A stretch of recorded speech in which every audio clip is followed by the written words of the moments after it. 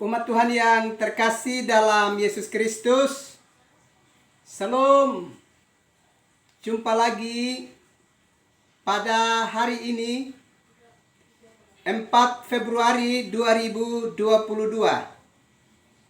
Kita sudah menerima malam pemberian Tuhan, dan sebelum kita beristirahat, baiklah kita ada di hadirat Tuhan untuk mendengarkan kebenaran firman-Nya.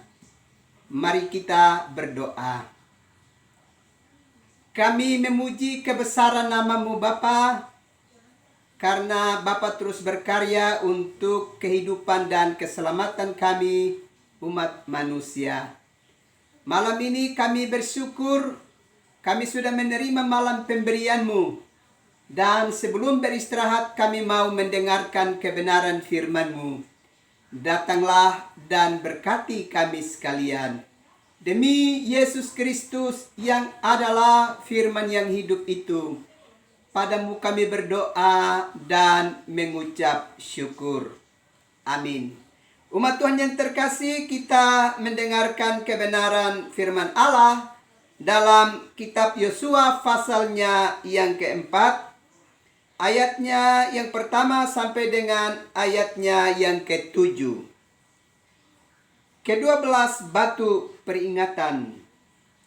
Setelah seluruh bangsa itu selesai menyeberangi sungai Yordan, berfirmanlah Tuhan kepada Yosua demikian. Pilihlah dari bangsa itu 12 orang, seorang dari tiap-tiap suku, dan perintahkanlah kepada mereka demikian. Angkatlah 12 batu dari sini, dari tengah-tengah sungai Yordan ini, dari tempat berjejak kaki para imam itu. Bawalah semuanya itu ke seberang dan letakkanlah di tempat kamu akan bermalam nanti malam.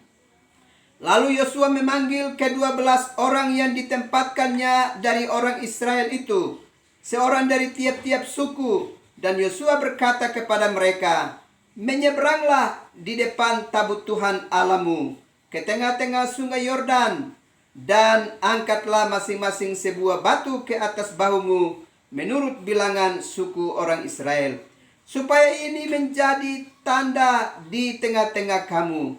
Jika anak-anakmu bertanya di kemudian hari, apakah artinya batu-batu ini bagi kamu, maka haruslah kamu katakan kepada mereka bahwa air sungai Yordan terputus di depan tabut perjanjian Tuhan.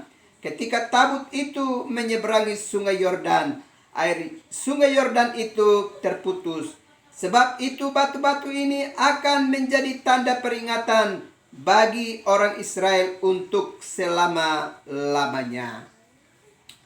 Bapak, Ibu, saudara-saudara yang terkasih di dalam Yesus Kristus.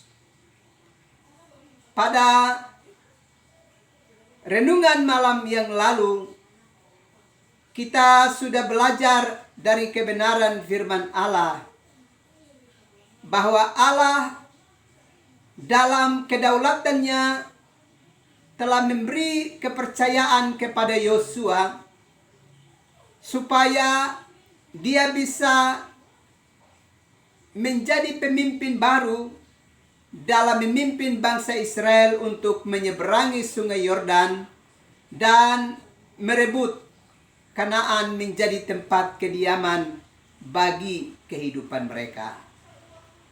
Memang di saat Yosua menerima mandat dari Allah untuk estafet kepemimpinan menggantikan Musa, Allah sudah berfirman kepada Yosua supaya dia mesti benar-benar memiliki ketetapan hati yang teguh untuk bersandar kepada Tuhan. Jangan pernah menyimpang ke kiri dan ke kanan, sehingga dia bisa beruntung kemanapun dia mengalami perjalanan. Dan Yosua adalah satu pribadi yang sungguh-sungguh taat kepada Tuhan. Dan dia dapat melakukan itu dengan setia, seturut dengan perintah Allah. Kita ingat bahwa di dalam kepemimpinan Musa, kalau kita belajar pada kitab Yosua pasalnya yang ketiga, ada mujizat besar yang dialami oleh Yosua dalam kepemimpinannya bersama dengan bangsa Israel. Kalau kita perhatikan di dalam Yosua pasalnya yang ketiga, di saat tabut perjanjian itu dipikul oleh para imam dan mereka boleh berdiri di tengah-tengah sungai Yordan, maka air sungai yang mengalir itu berhenti membentuk bendungan yang tinggi dan sama sekali terputus, dan seluruh umat Israel itu dapat berjalan di tanah yang kering. Bahkan juga para imam yang memikul tabut perjanjian itu pun berdiri di tanah yang kering.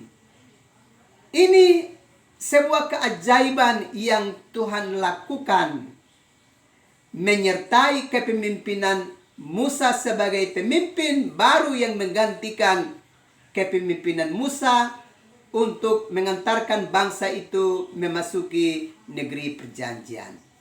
Sungguh luar biasa. Di saat kepemimpinan Musa, mereka melewati laut Kolsom, laut Teberau. Ternyata Allah membuka jalan sehingga mereka bisa melewati itu dengan selamat.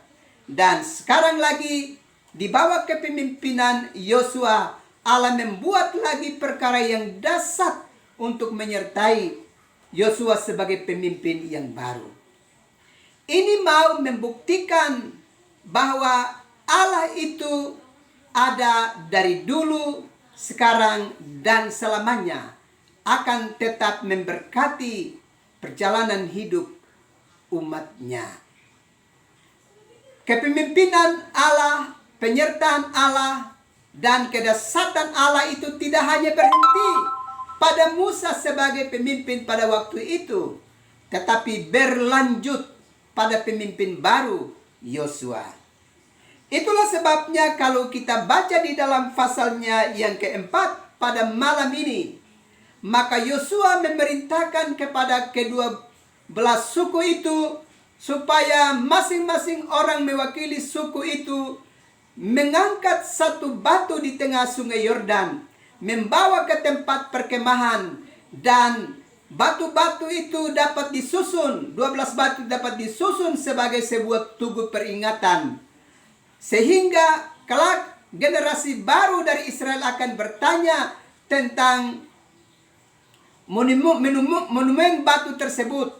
Maka para orang tua dapat menjelaskan bahwa di saat tabut perjanjian itu dibawa melintasi sungai Yordan, maka air sungai Yordan itu berhenti mengalir, dan umat Israel telah melewati itu dengan selamat.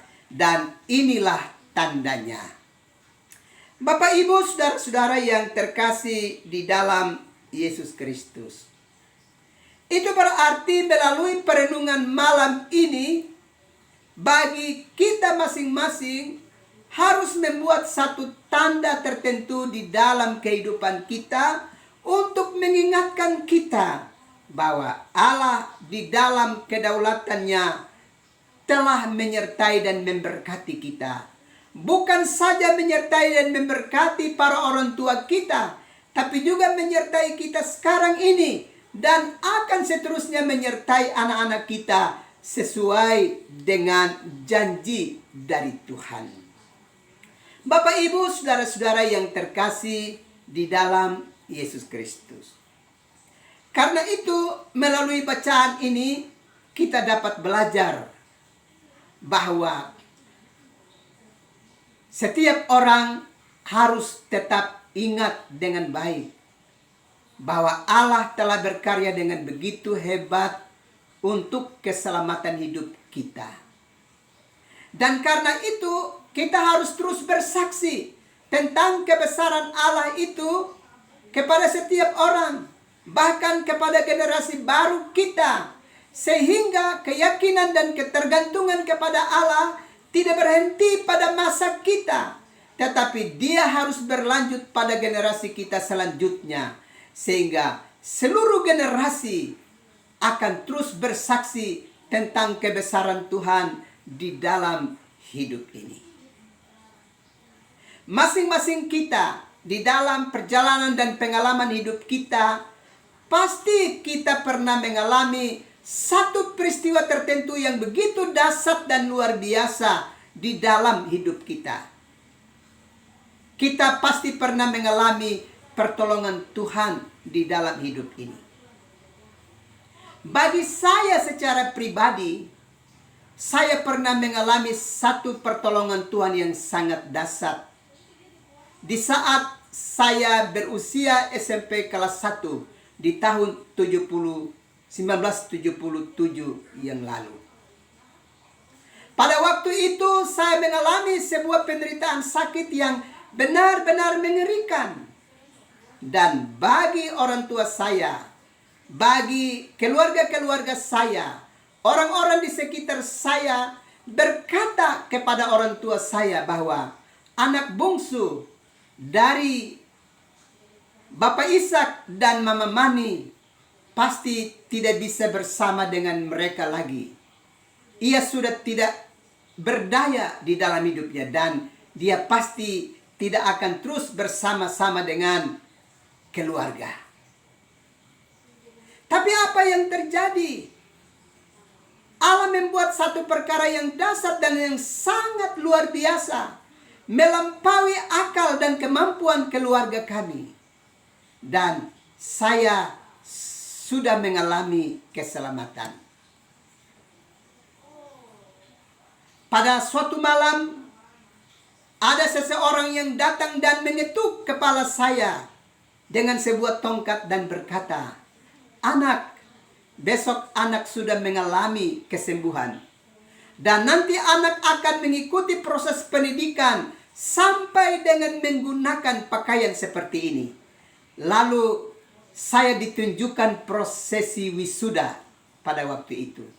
Dan pada waktu itu saya diingatkan bahwa ketika engkau mengalami peristiwa ini, namamu akan dipanggil paling terakhir dari seluruh peserta yang mengalami prosesi ini bersama-sama dengan engkau. Itu saya terima pemberitahuan itu di tahun 77 yang lalu. Dan ternyata itu terbukti dan benar dan menjadi sebuah kenyataan ketika menyelesaikan pendidikan teologi di Universitas Kristen Artawacana. Dan saya diwisuda bersama dengan teman-teman yang lain di gedung Ida Boi pada tahun 1990 yang lalu. Ternyata di saat wisuda itu diselenggarakan, nama saya ternyata dipanggil paling terakhir dari seluruh peserta wisuda. Ternyata apa yang pernah diingatkan kepada saya itu menjadi kenyataan. Dan saya mengalami pemulihan sampai dengan sekarang ini. Sekaligus juga mengalami apa yang dijanjikan itu kepada saya mengalaminya dengan satu kenyataan. Tentu bukan saya secara pribadi yang telah mengalami perkara ini. Hal-hal yang sangat luar biasa dan spektakuler ini. Bapak Ibu umat Tuhan sekalian pasti mengalami peristiwa-peristiwa tertentu di dalam perjalanan hidupmu. Karena itu kita harus meyakini dengan sungguh bahwa kasih dan penyertaan Tuhan itu akan terus kita alami. Dan sekali Allah berjanji dalam hidup kita, selamanya janji itu akan menjadi tetap dan dipenuhi oleh Allah. Itulah sebabnya kita harus terus bersaksi dan bersaksi. Baik kepada orang-orang segenerasi kita maupun generasi baru kita. Sehingga semua sungguh-sungguh merasa meyakini dengan sungguh bahwa pemeliharaan Tuhan itu tetap ada dan selamanya bagi kita sekalian. Dia menjamin keselamatan hidup kita di bumi ini, dan dia juga menjamin keselamatan hidup kita di dalam sorga rumah Bapa. Karena itu kesaksian tentang kebesaran Allah tidak boleh berhenti. Dalam bacaan ini dengan jelas, batu peringatan itu mesti terus bersaksi disaksikan oleh orang-orang tua kepada generasi baru bahwa Allah dalam perjalanan telah membuat perkara besar untuk kehidupan kami. Dan karena itu sebagai generasi baru juga harus terus mengikat diri kepada Tuhan. Sebab pemeliharaan Tuhan itu akan berlanjut sepanjang hidup kita di bumi ini. Sekali lagi, teruslah berserah diri kepada Tuhan. Sebab Tuhan sanggup memelihara hidup kita. Kiranya Tuhan memberkati kita sekalian. Amin. Mari kita berdoa.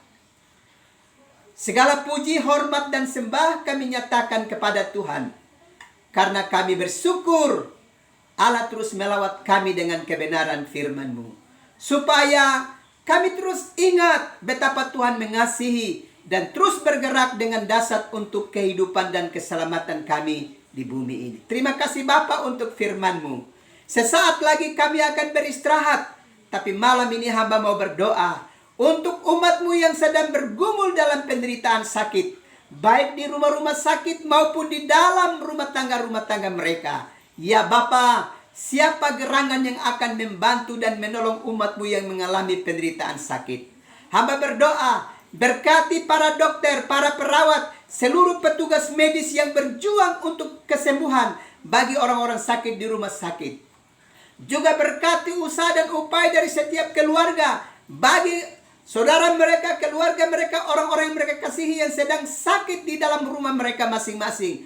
Kiranya Allah bekerja melalui tangan-tangan yang siap merawat dan menolong. Biarlah pemulihan itu terjadi sehingga menjadi sebuah kesaksian hidup dalam siara perjalanan ini. Terima kasih Tuhan.